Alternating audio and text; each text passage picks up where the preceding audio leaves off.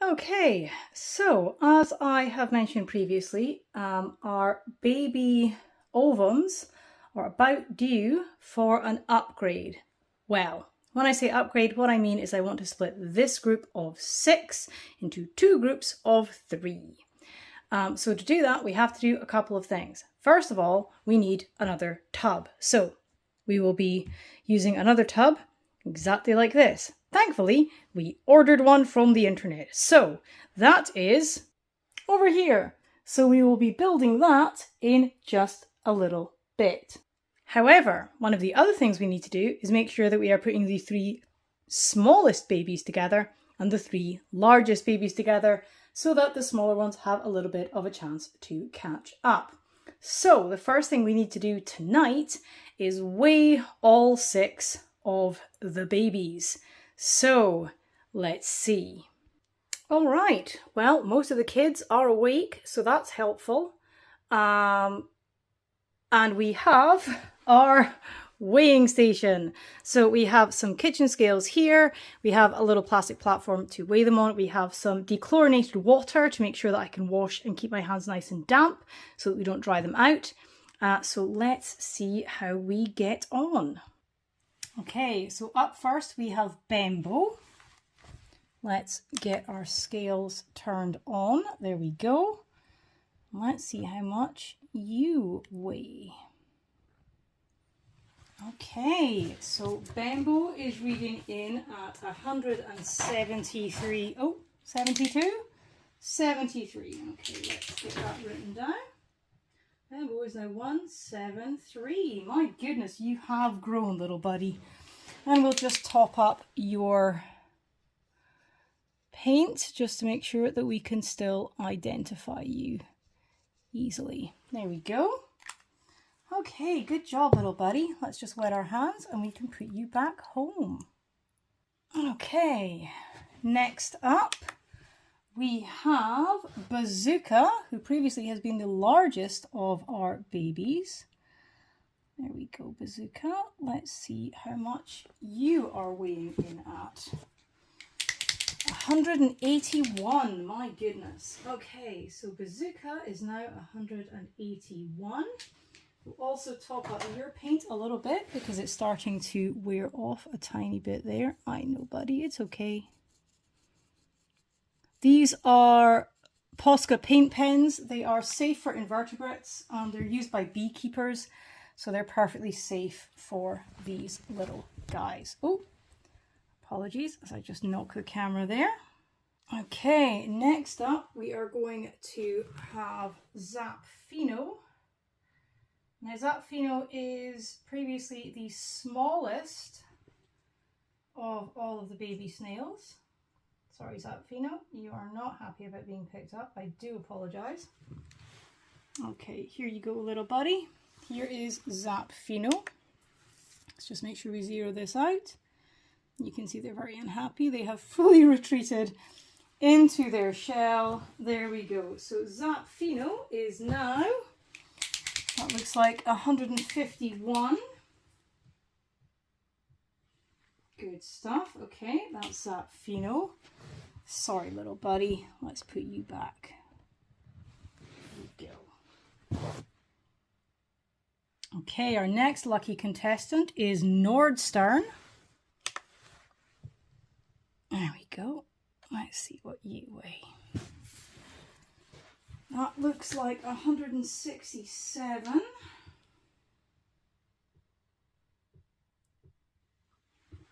Okay. Okay, we now have Trebuchet.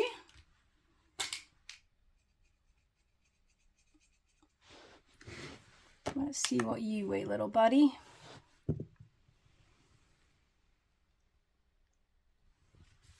That's 155. Okay.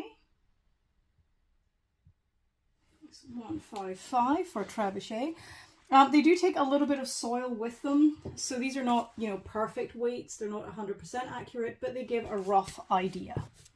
Okay. And our last little snail buddy is, Vagabond. And Vagabond is coming in at 162.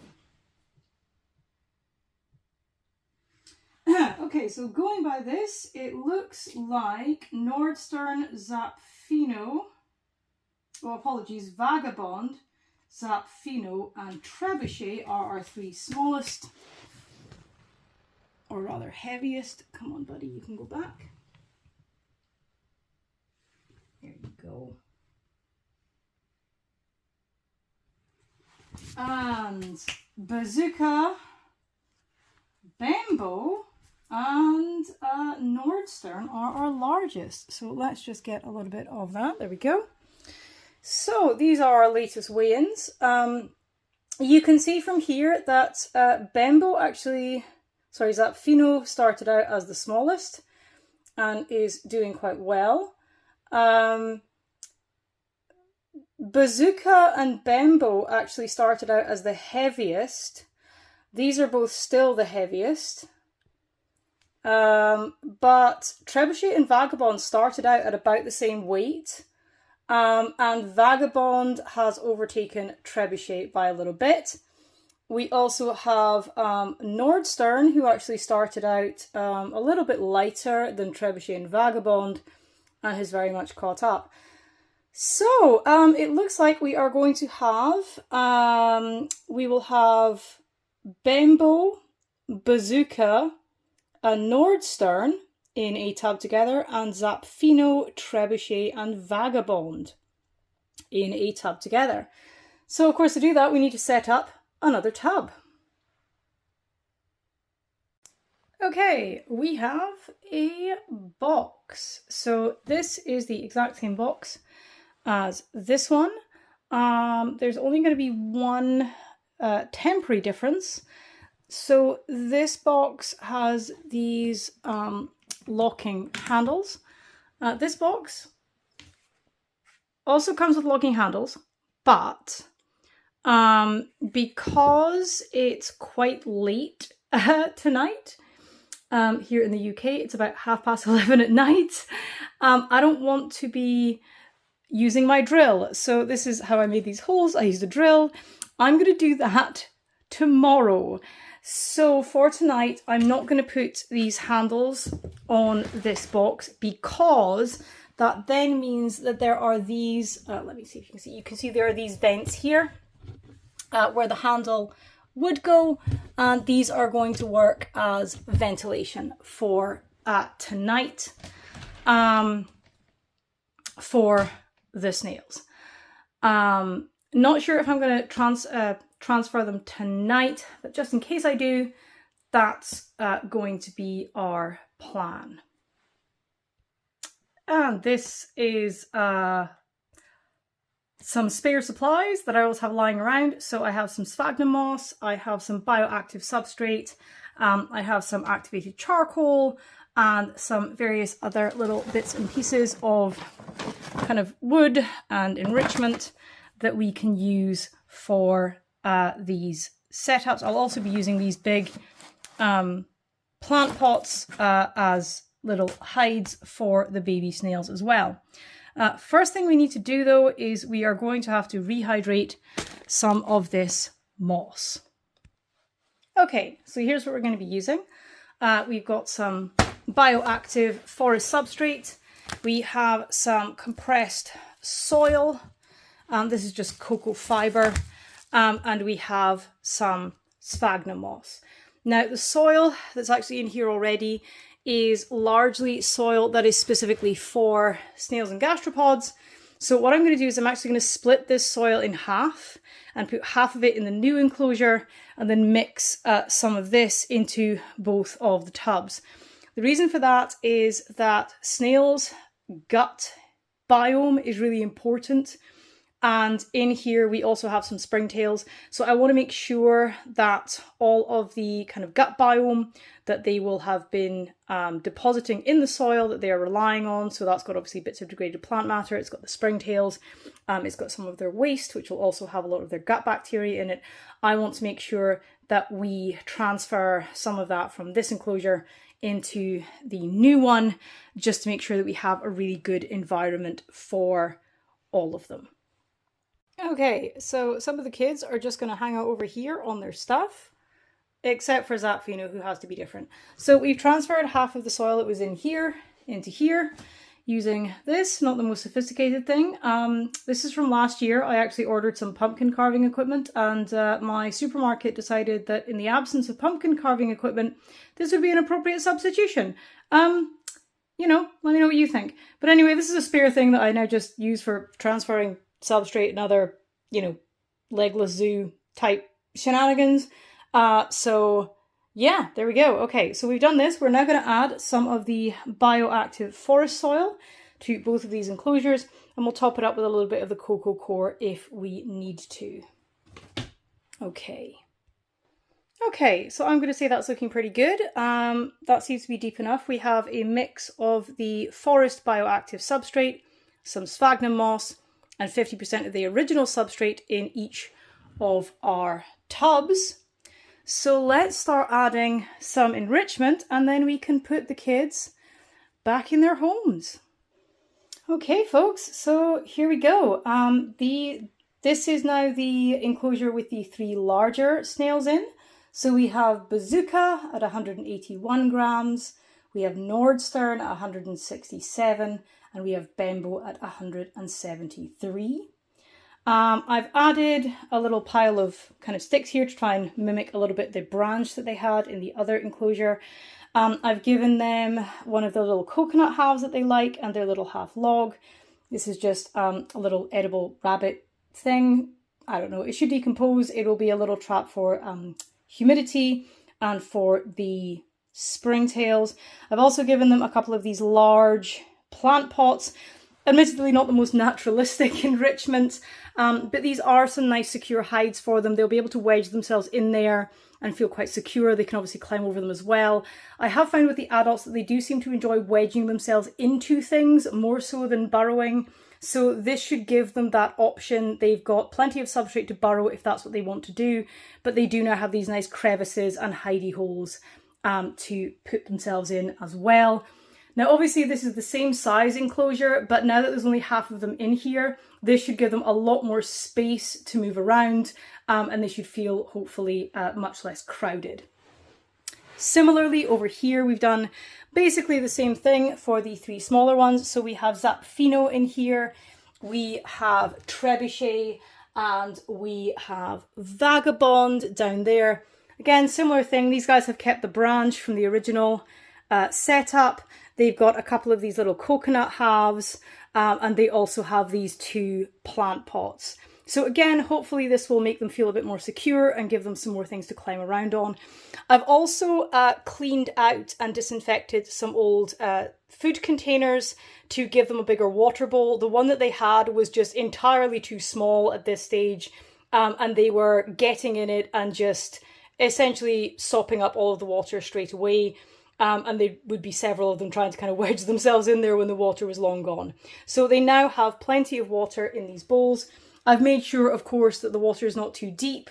It's shallow enough that they can easily get in and out. They are kind of larger than the water is deep, and they will be able to get in and out quite happily. Okay, so these guys now have a nice new home. The only thing that remains to be done now is to get these guys some fresh food, distribute their cuttle bone between the 2 enclosures, and then we'll set the enclosures up back to back so that they can share the heat mat. Eventually I will get separate heat mats for both of these enclosures, but for the time being I will put them back to back so that they are both sharing a wall.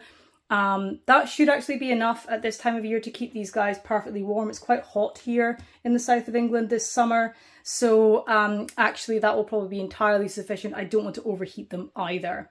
So let's do that and check back when we are all done. Okay, well it seems whilst we were downstairs making some food, Zapfino has decided to defect to the neighbouring tub. So let's just resolve that situation. And this might be a good opportunity, if I can do this, to show you how to pick up a land snail. So I am going to wet my hand. And I am not going to pick Zapfino up from the shell, okay? So instead what I'm going to do is I'm going to find their foot here. And I'm going to try and find somewhere that I can slide my finger underneath them.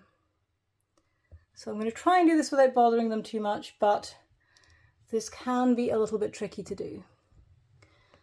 I try to avoid their head because it can startle them, but sometimes that's your only option.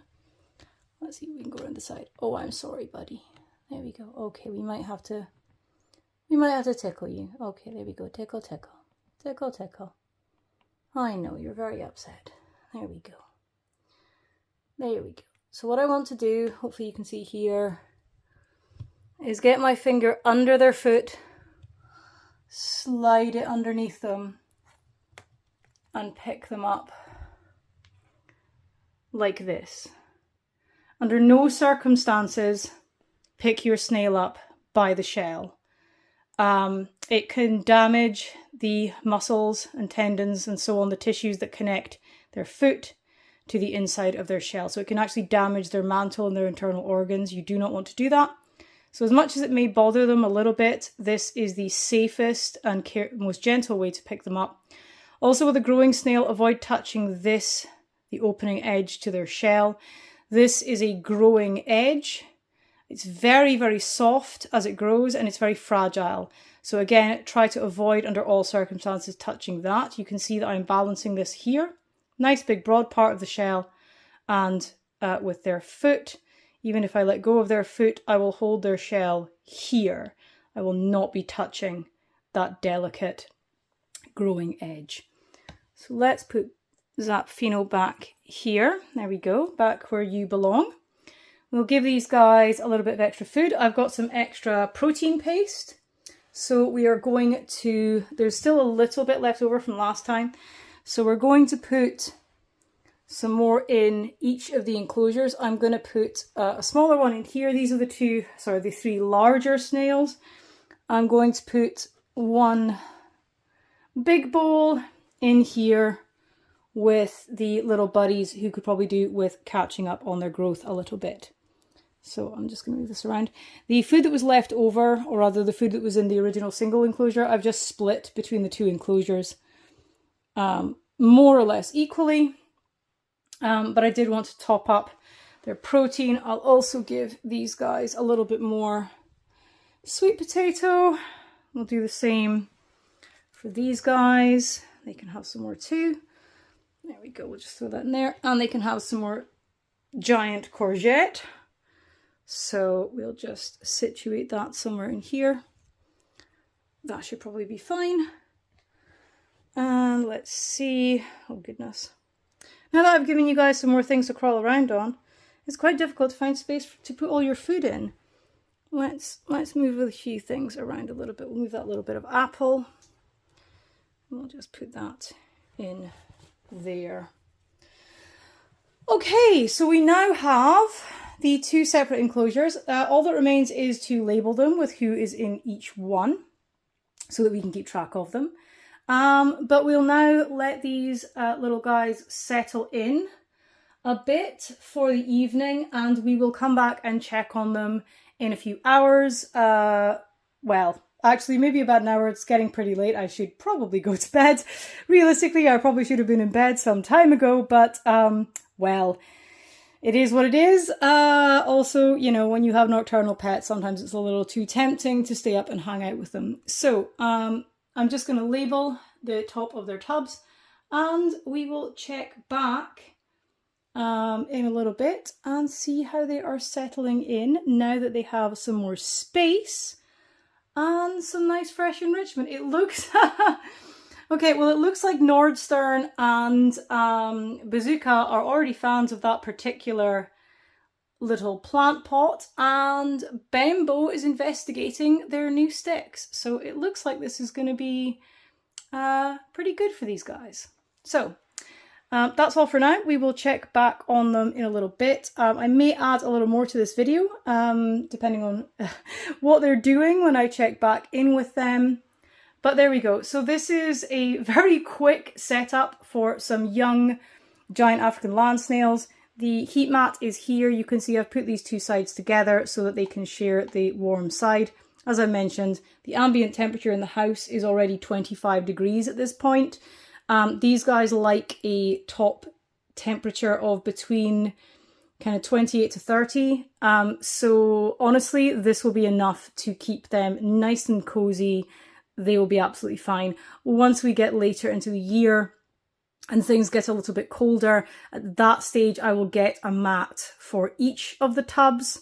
But for the time being, this will be more than sufficient to keep them at an appropriate, comfortable temperature. There we go. All right, so this is going to be our last check-in with the baby snails for today. It's now about 1 a.m. And I really should be in bed, but I did want to check in with them before I called it a night. And it looks like they're doing great. So we've got Nordstern over here, who is tucking into some sweet potato. It looks like Bazooka has been in the water bowl and is currently exiting. And we have Bembo checking out their new plant pot. Over here in the enclosure for the smaller snails, I was about to say smaller snail enclosure, but it's the same size. The enclosure with the smaller trio, we have... Oh my goodness, oh my goodness. Okay, as if to validate everything I was saying about them needing a better water bowl, Vagabond is going for a swim, because why not? It looks like Trebuchet is checking out some sweet potato, and Zapfino is tucking into some courgette. So it looks like everyone is settling in just fine. I will have a look at them in the morning and see where they have decided to sleep. I'm genuinely interested to know whether they're going to sleep inside their plant pots or not. Really no idea.